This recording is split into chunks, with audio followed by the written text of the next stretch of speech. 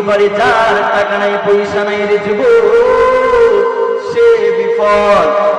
না না না, আমি আল্লাহর দৃষ্টিকোণ থেকে ওই লোকটা বিফল নাই, আমি আল্লাহর দৃষ্টিকোণ থেকে ওই লোকটা বিফল। কে সেই লোক?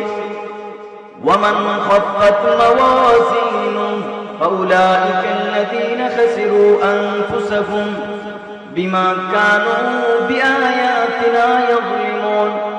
আল্লাহ রাব্বুল আলামিন বলেন, আমি আল্লাহর দৃষ্টিকোণ থেকে ওই লোকটাই বিফল, ওই লোকটাই ক্ষতিগ্রস্ত। কে ছিল? আমার ভাইরা, যে লোকটার আমলের পাল্লাটা ভারী, আমলের পাল্লাটা পাতলা হয়ে যাবে, গুনার পাল্লাটা ভারী হয়ে যাবে, ওই লোকটাই আমি আল্লাহর দৃষ্টিকোণ থেকে বিফল। তাহলে আমরা মনে করি যার টাকা নাই পয়সা নাই সে বিফল। আল্লাহ বলেন যার আমল নাই সে বিফল। কথা ঠিক কিনা? তাহলে দুনিয়ার এই যে টাকা পয়সা বাড়ি গাড়ি এগুলো কিছু না, ঠিক কিনা?